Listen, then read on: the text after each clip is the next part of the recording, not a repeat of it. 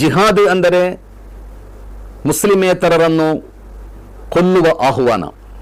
ಜಗತ್ತಿನ ಎಲ್ಲ ಅಶಾಂತಿಗಳಿಗೂ ಕಾರಣ ಜಿಹಾದ್ ಆಗಿದೆ ಎಂಬ ಆಕ್ಷೇಪ, ಆರೋಪ ಇಡೀ ಜಗತ್ತಿನಾದ್ಯಂತ ಇದೆ. ಬಹುಶಃ ಈ ಜಗತ್ತಿನಲ್ಲಿ ಅತಿ ಹೆಚ್ಚು ತಪ್ಪು ಕಲ್ಪನೆಗೊಳಗಾಗಿರುವ ಒಂದು ಪದ ಜಿಹಾದ್ ಎಂಬ ಪದ. ಕುರ್ಆನ್ನಲ್ಲಿ ಟೆಕ್ಸ್ಟ್ ಮಾತ್ರ ಇರುವುದಲ್ಲ, ಕಾಂಟೆಕ್ಸ್ಟ್ ಇದೆ ಕುರ್ಆನಿಗೆ. ಕುರ್ಆನ್ ಎಂದು ಮಾತ್ರ ಅಲ್ಲ, ಜಗತ್ತಿನ ಯಾವುದೇ ಧಾರ್ಮಿಕ ಗ್ರಂಥಗಳು, ಯಾವುದೇ ವೈಚಾರಿಕ ಸಾಹಿತ್ಯ, ಯಾವುದೇ ಗ್ರಂಥಗಳಿರಲಿ, ಅದಕ್ಕೆ ಟೆಕ್ಸ್ಟ್ ಮಾತ್ರ ಇರುವುದಲ್ಲ, ಅದಕ್ಕೊಂದು ಕಾಂಟೆಕ್ಸ್ಟ್ ಇದೆ. ಪ್ರತಿಯೊಂದಕ್ಕೂ ಅದರದೇ ಆದ ಹಿನ್ನೆಲೆ, ಅದರ ಪೂರ್ಣ ವಿವರ, ಇದೆಲ್ಲ ಒಳಗೊಂಡಾಗ ಮಾತ್ರ ನಿಮಗೆ ಅದನ್ನು ಅರ್ಥ ಮಾಡಲಿಕ್ಕೆ ಸಾಧ್ಯ ಆಗ್ತದೆ. ವೇದ ವಿರೋಧಿಗಳನ್ನು ವಧಿಸಬೇಕು ಎಂಬ ಶ್ಲೋಕಕ್ಕೆ ಅದರ ಕಾಂಟೆಕ್ಸ್ಟ್ ತಿಳಿಯದೆ ಟೆಕ್ಸ್ಟ್ ಮಾತ್ರ ನೀವು ಓದಿದ್ರೆ ಯಾವ ಅರ್ಥ ಕೊಡ್ತೀರಿ? ವೇದವನ್ನು ನಂಬದ ಎಲ್ಲರನ್ನು ಕೊಂದು ಬಿಡಬೇಕು ಎಂಬ ಆಹ್ವಾನ ಕೊಟ್ಟರೆ ಏನಾಗಬಹುದು? ಅಂದರೆ ಅದಕ್ಕೆ ಅದರದೇ ಆದ ಒಂದು ಕಾಂಟೆಕ್ಸ್ಟ್ ಇದೆ, ಒಂದು ಹಿನ್ನೆಲೆ ಇದೆ.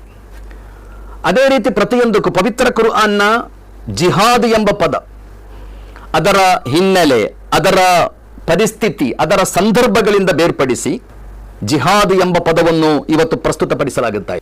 ಪವಿತ್ರ ಕುರ್ಆನ್ನಲ್ಲಿ ಸುಮಾರು 41 ಕಡೆಗಳಲ್ಲಿ ಜಿಹಾದ್ನ ಪ್ರಸ್ತಾಪ ಇದೆ ಎಂದು ಮಾತ್ರ ಅಲ್ಲ, ಜಿಹಾದ್ ಎಂಬುದು ಪವಿತ್ರ ಕುರ್ಆನ್ನ ಕೋರ್ ಸಬ್ಜೆಕ್ಟ್. ಒಬ್ಬ ಮನುಷ್ಯ ಮಾಡುವ ಎಲ್ಲ ಕರ್ಮಗಳ ಒಟ್ಟು ಸಾರಾಂಶ ಜಿಹಾದ್ ಅಂತ ಹೇಳ್ಬೋದು. ಒಬ್ಬ ಮನುಷ್ಯ ತನ್ನ ಬದುಕಿನಲ್ಲಿ ಮಾಡುವ ಎಲ್ಲ ಕರ್ಮಗಳ, ಎಲ್ಲ ಪ್ರಯತ್ನಗಳ ಒಟ್ಟು ಸಮ್ಮರಿ, ಒಟ್ಟು ಅದರ ಸಾರಾಂಶ ಜಿಹಾದ್ ಅಂತ ಹೇಳ್ಬೋದು. ಅಂದರೆ ಜಿಹಾದ್ ಎಂಬುದು ಪವಿತ್ರ ಕುರ್ಆನ್ನ ಕೋರ್ ಸಬ್ಜೆಕ್ಟ್. ಜಿಹಾದ್ ಎಂಬುದು ಬಹಳ ಪವಿತ್ರವಾದದ್ದು ಮತ್ತು ಅತ್ಯಂತ ಉನ್ನತವಾದ ಆಶಯ ಮತ್ತು ಧ್ಯೇಯ ಹೊಂದಿರುವಂತಹದ್ದು. ಆ ಪವಿತ್ರವಾದ ಪದವನ್ನು ದುರ್ವ್ಯಾಖ್ಯಾನಕ್ಕೆ ಒಳಪಡಿಸಲಾಗಿದೆ. ಪಾಶ್ಚಾತ್ಯರು ಜಿಹಾದ್ ಎಂಬ ಪದಕ್ಕೆ ಹೋಲಿ ವಾರ್ ಅಂತ ಡಿಕ್ಷನರಿಯಲ್ಲಿ ಅರ್ಥ ಕೊಟ್ಟಿದ್ದಾರೆ. ಯಾವ ಕುರ್ಆನ್ ವ್ಯಾಖ್ಯಾನಕಾರರು ಕೊಟ್ಟ ಅರ್ಥ ಅದಲ್ಲ, ಯಾವ ಮುಸ್ಲಿಂ ವಿದ್ವಾಂಸರು ಈ ಅರ್ಥ ಕೊಡಲಿಲ್ಲ. ನೀವು ಡಿಕ್ಷನರಿಯಲ್ಲಿ ಹುಡುಕಿದ್ರೆ ಜಿಹಾದ್ ಎಂಬ ಪದಕ್ಕೆ ಪಾಶ್ಚಾತ್ಯರು ಕೊಟ್ಟ ಅರ್ಥ ಹೋಲಿ ವಾರ್ ಅಂತ. ಆ ಹೋಲಿ ವಾರ್ ಎಂಬ ಅರ್ಥ ಕೊಟ್ಟಿರುವುದೇ ದುರುದ್ದೇಶದೊಂದಿಗೆ. ನಿಜವಾಗಿ ಕುರ್ಆನ್ನ ಜಿಹಾದ್ ಅಂದರೆ ಸ್ಟ್ರಗಲ್ ಅಂತ ನೀವು ಹೇಳ್ಬೋದು. ಸ್ಟ್ರಗಲ್, ಹೋರಾಟ. ವಿದ್ಯಾರ್ಥಿಗಳು ಹೋರಾಟ ನಡೆಸಿದರು ಅಂತ ಹೇಳಿದರೆ ವಿದ್ಯಾರ್ಥಿಗಳು ಯುದ್ಧ ಮಾಡಿದರು ಅಂತ ಅದಕ್ಕೆ ಅರ್ಥ ಇಲ್ಲಲ್ಲ. ರೈತರು ಹೋರಾಟ ಮಾಡ್ತಾ ಇದ್ದಾರೆ ಅಂತ ಹೇಳಿದರೆ ರೈತರು ಗನ್ ಹಿಡಿದು ಯುದ್ಧ ಮಾಡ್ತಾ ಇದ್ದಾರೆ ಅಂತ ಅದಕ್ಕೆ ಅರ್ಥ ಇಲ್ಲ.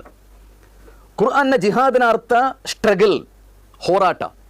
ದೇವನ ಸಂಪ್ರೀತಿಗಾಗಿ, ದೇವನ ಸಂಪ್ರೀತಿಯನ್ನು ಬಯಸಿ ಒಳಿತನ್ನು ಸ್ಥಾಪಿಸಲು, ಕೆಡುಕನ್ನು ಅಳಿಸಲು, ಕ್ಷೋಭೆಯನ್ನು ಅಳಿಸಲು, ಸಮಾಜದಲ್ಲಿ ಶಾಂತಿಯನ್ನು ಸ್ಥಾಪಿಸಲು ನೀವು ಮಾಡುವ ಎಲ್ಲ ಪ್ರಯತ್ನಗಳನ್ನು ಜಿಹಾದ್ ಅಂತ ಕುರ್ಆನ್ ಹೇಳಿದೆ. ಜಿಹಾದ್ ಅದು ಪವಿತ್ರ ಕುರ್ಆನಿನ 22ನೆಯ ಅಧ್ಯಾಯದಲ್ಲಿ ದೇವ ಹೇಳುವುದು ವಜಾಹಿದು ಫಿಲ್ಲಾಹಿ ಹಕ್ಕ ಜಿಹಾದಿ. ನೀವು ಜಿಹಾದ್ ಮಾಡಬೇಕಾದ ರೀತಿಯಲ್ಲಿ ಮಾಡಬೇಕು, ಹೋರಾಡಬೇಕಾದ ರೀತಿಯಲ್ಲಿ ನೀವು ಹೋರಾಟ ನಡೆಸಬೇಕು. ಹುವಜ್ ತಬಾಕುಂ, ನಿಮ್ಮ ದೇವ ನಿಮ್ಮನ್ನು ಅದಕ್ಕಾಗಿ ಆಯ್ಕೆ ಮಾಡಿಕೊಂಡಿದ್ದಾನೆ ಎಂದು ಹೇಳಿದ ದೇವ ಆ ನಿಜವಾದ ಜಿಹಾದ್ ಯಾವುದು ಅಂತ ಕಲಿಸಿಕೊಡ್ತಾನೆ. ಆ ನಿಜವಾದ ಜಿಹಾದ್ ಯಾವುದು? ಮಿಲ್ಲತಾಬೀಕುಂ ಇಬ್ರಾಹಿಂ, ನಿಮ್ಮ ಪಿತಾಮಹರಾದ ಇಬ್ರಾಹಿಮರ ಮಾರ್ಗ. ಹಜರತ್ ಇಬ್ರಾಹಿಂ ಎಂಬ ಪ್ರವಾದಿ ಜಗತ್ತಿನಲ್ಲಿ ಯುದ್ಧವೇ ಮಾಡಲಿಲ್ಲ.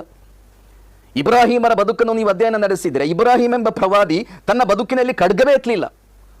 ಅವರು ಖಡ್ಗ ಎತ್ತಿದ್ದು ತನ್ನ ಮಗನನ್ನು ಬಲಿ ಕೊಡಬೇಕು ಎಂಬ ದೇವನ ಪರೀಕ್ಷೆಯ ಭಾಗವಾಗಿ ಒಂದು ಆದೇಶ ಬಂದಾಗ ಮಾತ್ರ ಅವರು ಖಡ್ಗ ಎತ್ತಿದ್ದಾರೆ. ಅದರ ಹೊರತು ಬೇರೆ ಯಾವ ಸಂದರ್ಭದಲ್ಲೂ ಇಬ್ರಾಹಿಂ ಅವರು ಖಡ್ಗ ಎತ್ತಲೇ ಇಲ್ಲ. ದೇವ ಹೇಳುವುದು ಜಾಹಿದು ಫಿಲ್ಲಾಹಿ ಹಕ್ಕ ಜಿಹಾದಿ, ನೀವು ನಿಜವಾದ ಜಿಹಾದ್ ಮಾಡಬೇಕು, ಅದು ಇಬ್ರಾಹಿಮರ ದಾರಿ ಅಂತ ಹೇಳಿಕೊಡಲಾಯಿತು. ಇಬ್ರಾಹಿಮರು ಯಾವ ಜಿಹಾದ್ ಮಾಡಿದ್ದಾರೆ? ಇಬ್ರಾಹಿಮರು ಜನರನ್ನು ಸನ್ಮಾರ್ಗದ ಕಡೆಗೆ ಆಹ್ವಾನಿಸುವುದಕ್ಕಾಗಿ, ಜನರಿಗೆ ವ್ಯಾಲ್ಯೂಸ್ಗಳನ್ನು ಕಲಿಸಿಕೊಡುವುದಕ್ಕಾಗಿ, ಅವರ ಬದುಕಿನ ವಾಸ್ತವಿಕತೆಗಳನ್ನು ತಿಳಿಸಿಕೊಡುವುದಕ್ಕಾಗಿ ಇಬ್ರಾಹಿಮರು ಆಹೋರಾತ್ರಿ ಕಷ್ಟಪಟ್ಟಿದ್ದಾರೆ. ಬಸ್ಗಳಿಲ್ಲದ, ಟ್ರೈನ್ ಇಲ್ಲದ, ಫ್ಲೈಟ್ ಇಲ್ಲದ, ಮೊಬೈಲ್ ಇಲ್ಲದ, ಟೆಲಿಫೋನ್ ಇಲ್ಲದ ಒಂದು ಕಾಲದಲ್ಲಿ 5-6 ದೇಶಗಳನ್ನು ಸುತ್ತಾಡಿದ್ರು ಅವರು. ಇರಾಕಿನಿಂದ ಸಿರಿಯಾ, ಜೋರ್ಡಾನ್, ಫೆಲಸ್ತೀನ್, ಸೌದಿ ಅರೇಬಿಯಾ, ಹೀಗೆ ನಡೆದುಕೊಂಡು ತನ್ನ ಸಂದೇಶದ ಕಡೆಗೆ, ಸನ್ಮಾರ್ಗದ ಕಡೆಗೆ ಜನರನ್ನು ಅತ್ಯಂತ ಪ್ರೀತಿಯಿಂದ ಸದುಪದೇಶಗಳ ಮೂಲಕ ಆಹ್ವಾನಿಸ್ತಾರೆ ಅವರು. ಅದನ್ನು ಪವಿತ್ರ ಕುರ್ಆನ್ ನಿಜವಾದ ಜಿಹಾದ್ ಅಂತ ಕಲಿಸಿಕೊಟ್ಟಿತ್ತು.